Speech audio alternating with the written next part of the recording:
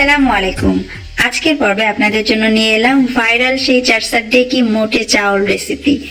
এটা আসলে পাকিস্তানের চারসাড্ডা জেলার একটা জনপ্রিয় খাবার, যা তৈরিতে ব্যবহার করা হয় চারসাড্ডার এক ধরনের মোটা চাল, তাই নামটা এরকম।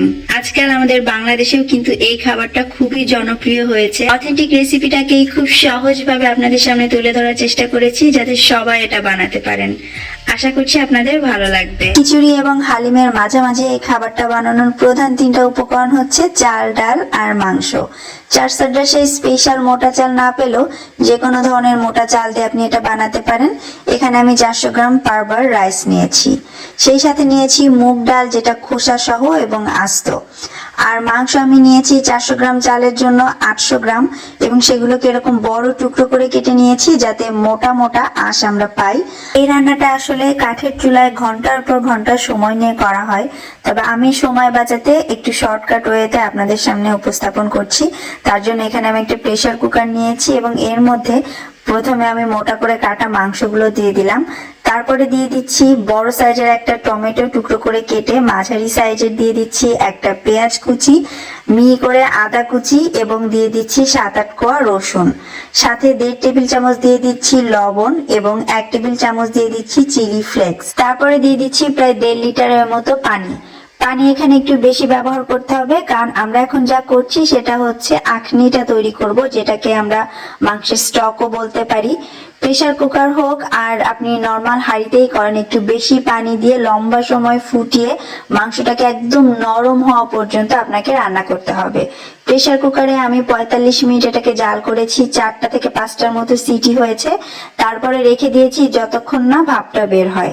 সম্পূর্ণ ভাপটা বের হয়ে যাওয়ার পরে আমি ঢাকনা খুলছি, আর এই যে আমাদের আখনিটা একদম রেডি হয়ে গিয়েছে, আর মাংস তো অবশ্যই সেদ্ধ হয়ে গিয়েছে।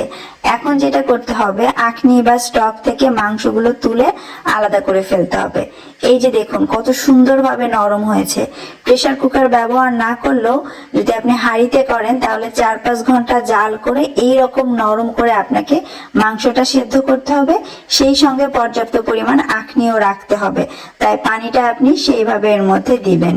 সবগুলো মাংসের টুকরো তুলে নিয়ে এইবার এই আখনির মধ্যে আমি দিয়ে দিচ্ছি সেই ডালগুলো আমি আগে থেকে ভিজিয়ে রাখিনি, জাস্ট একটু ধুয়ে নিয়েছি, ধুয়ে এর মধ্যে দিয়ে দিলাম। তারপরে দিব মশলার মধ্যে এখানে আছে 1 টেবিল চামচ করে চিলি ফ্লেক্স এবং ধনে গুঁড়া, আধা টেবিল চামচ করে আছে হলুদ আর গরম মশলা গুঁড়া। তারপরে এর মধ্যে আমি কিছু পেঁয়াজ বেরেস্তা দিব, আপনি চাইলে ঘরে করা বেরেস্তাও দিতে পারেন। আমি এখানে দোকানের কেনা বেরেস্তা দিয়ে দিলাম প্রায় 1/2 কাপের মতো। তারপর সবকিছু আবার একসঙ্গে ভালো করে মিশিয়ে আবারও আমি প্রেসার কুকারের ঢাকনা লাগিয়ে এটাকে রান্না করব জাস্ট 2টা সিটি হওয়া পর্যন্ত। এর মধ্যে ডালটা কিন্তু সুন্দরভাবে গলে যাবে, হাঁড়িতে করলেও ডালটা গলা পর্যন্ত আমাদেরকে রান্না করে নিতে হবে। আর ডালটা হতে হতে সেই ফাঁকে আমরা যে মাংসটা তুলে রাখলাম আখনি থেকে, সেই মাংসটাকে আমরা একটু এইভাবে শ্রেডেড করে নিব বা আঁশগুলো ছড়িয়ে নিব। দেখতেই পাচ্ছেন কত সুন্দরভাবে ইজিলি এটা এমনিতে একটু গুঁতা দিলে এভাবে ছড়িয়ে যাচ্ছে। মাংসটাকে ঠিক এইভাবে নরম করেই আপনাকে সেদ্ধ করে নিতে হবে আখনি করার সময়। আমাদের শ্রেডেড বিফটা রেডি হয়ে গিয়েছে। এখন আমি বলেছিলাম না আমি একটু বেশি মাংস নিয়েছি, তার কারণ হচ্ছে সার্ভিং এর সময় আমি উপর দিয়ে যাতে কিছুটা ছড়াতে পারি, তার জন্য মাংসের পরিমাণ একটু বেশি রেখেছিলাম। তাই কিছুটা মাংস আমি সরিয়ে রেখে বাকি 2/3 মাংস আমি রেখে দিচ্ছি, যেটা আমরা মূল রান্নাতে ব্যবহার করব। এদিকে প্রেসার কুকারে আরো 2টা সিটি দেওয়ার পর আমি চুলা থেকে নামিয়ে এক্সট্রা বাতাসটা বের করে নিয়ে ঢাকনাটা খুলে ফেললাম, আর চেক করে নিচ্ছি আমাদের ডালটা রেডি হয়েছে কিনা। দেখতেই পাচ্ছেন সুন্দরভাবে গলে গিয়েছে। এখন আমরা এর মধ্যে চালগুলো দিয়ে দিব। চালও আমি ভিজিয়ে রাখিনি, জাস্ট ধুয়ে নিয়েছি। ধোয়ার পর এর মধ্যে সরাসরি চালগুলো দিয়ে দিচ্ছি। সেই সঙ্গে আমরা যে মাংসগুলো ছিঁড়ে রাখলাম সেগুলো দিয়ে দিতে হবে। এখন এই চাল, ডাল, মাংস আর আখনি একসঙ্গে রান্না হবে, আর সবকিছুর সুবাসটা একসঙ্গে ভালো মতো মিশে যাবে। এই পর্যায়ে আপনি যদি মনে করেন স্বাদ মতো চেখে একটু লবণ দিয়ে দিতে পারেন। আমি আরো আধা টেবিল চামচের মতো লবণ এখানে দিয়েছি। এখন আর আমি প্রেসার কুকারের ঢাকনা লাগাবো না, আমার মনে হচ্ছে আর একটু পানির দরকার হতে পারে, তাই আমি আরো আধা লিটারের মতো পানি এর মধ্যে দিয়ে চুলায় হাই হিটে ঢাকনা দিয়ে ঢেকে এটাকে বলক তুলে নিয়েছি। প্রায় 15 মিনিটের মতো জাল হওয়ার পরে দেখতে পাচ্ছেন খুব সুন্দরভাবে বলক এসে গিয়েছে এবং চালগুলো বেশ ফুলে উঠেছে, তবে এখনো পুরোপুরি নরম হয়নি। এখন আমি যেটা করব, চুলার আঁচটা মিডিয়াম লোতে করে দিব এবং ঢাকনা দিয়ে ঢেকে এটাকে রান্না করব আরো 20 মিনিটের মতো। মাঝে মধ্যে অবশ্যই একটু নেড়ে দিবেন যাতে তলায় ধরে না যায়। 20 মিনিট পরে পানিটা অনেক টেনে গিয়েছে আর চালগুলো কিন্তু সেদ্ধ হয়ে একদম নরম হয়ে গিয়েছে। এই পর্যায়ে যেটা করতে হবে, চুলার আঁচটা এরকম অল্পতে রেখে আমাদেরকে এটা ঘাটাঘাটি করতে হবে। এভাবে চাইলে নাড়তে পারেন অথবা জোরে জোরে ঘাটতেও পারেন। এতে যেটা হবে, মাংসের আঁশগুলো তো আগে এমনিতেই নরম ছিল, ভাতগুলোও সেদ্ধ হয়ে গিয়েছে, ডালও সেদ্ধ হয়ে গিয়েছে। এইভাবে জোরে জোরে ঘাটলে সবকিছু একসঙ্গে মিলেমিশে একাকার হয়ে যাবে।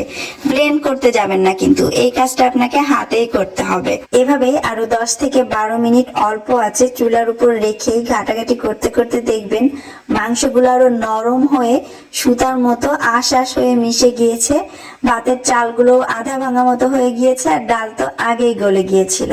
সব মিলিয়ে বেশ ঘন, ক্রিমি আর স্ট্রেচি একটা লুক চলে আসবে এর মধ্যে। আমাদের মেশানোর কাজ শেষ, এবারে আমরা এতে বাগার দিব। আর এই পদ্ধতিটাও কিন্তু খুব ইন্টারেস্টিং। তার জন্য প্রথমে এর উপরে আমি কিছু শেডেড মাংস দিয়ে দিচ্ছি, তারপর 1/4 কাপের মতো দিয়ে দিচ্ছি পেঁয়াজ বেরেস্তা। সেই সাথে সুন্দর একটা কালার আনার জন্য বাগারের তেলে দিয়ে দিচ্ছি 1 চা চামচ মরিচের গুঁড়ো, 1 চা চামচ দিয়ে দিচ্ছি গরম মশলার গুঁড়ো, এবং এই বাগারে যেন শুকনো মরিচ পোড়ার একটা সুন্দর ফ্লেভার আসে তার জন্য 1 চা চামচ দিয়ে দিচ্ছি চিলি ফ্লেক্স। তারপর আধা কাপ তেল খুব ভালোভাবে গরম করে এর মধ্যে ঢেলে দিতে হবে। খুব সুন্দর একটা অ্যারোমা আপনার নাকে আসবে। আর এই যে তেলটা মনে হচ্ছে অনেক বেশি, একটু নাড়লেই দেখবেন এই তেলটা একদম গায়েব হয়ে গিয়েছে। আর এই খাবারটার মধ্যে খুবই সুন্দর একটা ফ্লেভার অ্যাড করবে এই বাগার, কোনোভাবেই কিন্তু এটাকে মিস করা যাবে না। আরো 3-4 মিনিট ধরে ভালো করে মিক্স করার পর যখন তেলটা মোটামুটি গায়েব হয়ে যাবে তখন চুলাটা বন্ধ করে দিতে হবে। এখন আমাদের এই চারসাড্ডি কি মোটে চাউল খাওয়ার জন্য একদম রেডি। কোনো বাবুর্চি এই রান্নায় আচার ব্যবহার করে থাকেন, আবার কেউ কেউ করেন না। তো আপনি চাইলে এই পর্যায়ে এর মধ্যে 1 টেবিল চামচ আমের আচার মিশিয়ে নিতে পারেন। এখন এটাকে অবশ্যই গরম গরম সার্ভ করতে হবে। চাইলে এভাবেই সরাসরি প্লেটে নিয়ে খাওয়া শুরু করতে পারেন, অথবা মেহমানের সামনে যদি একটু সুন্দর করে পরিবেশন করতে চান সেক্ষেত্রে সার্ভিং ডিশে ঢালার পর উপরে আবারও একটু বাগারের তেল ছড়িয়ে তার উপরে এক্সট্রা মাংসের আঁশগুলো এভাবে ছড়িয়ে কাঁচামরিচ দিয়ে সাজিয়ে তারপর পরিবেশন করতে পারেন। দেখতে আরো আকর্ষণীয় লাগবে আর খেতে তো এমনিতেই অনেক মজা। না খিচুড়ি না হালিম, মাঝামাঝি লাইট মশলার একটা খাবার, ভীষণ সুস্বাদু। যেভাবে দেখালাম এভাবে করে দেখতে পারেন। আর হাতে যদি সময় থাকে তাহলে 7-8 ঘন্টা সময় নিয়ে আস্তে আস্তে জাল করেও রান্না করতে পারেন। আমার মনে হয় সাঁতরালতে আরো বেশি বাড়বে। তো কেমন লাগলো আপনাদের কাছে আমার আজকের এই চারসাড্ডি কি মোটে চাউলের রেসিপি? কমেন্ট করে অবশ্যই জানাবেন। ভালো থাকবেন সবাই, বিদায় নিচ্ছি।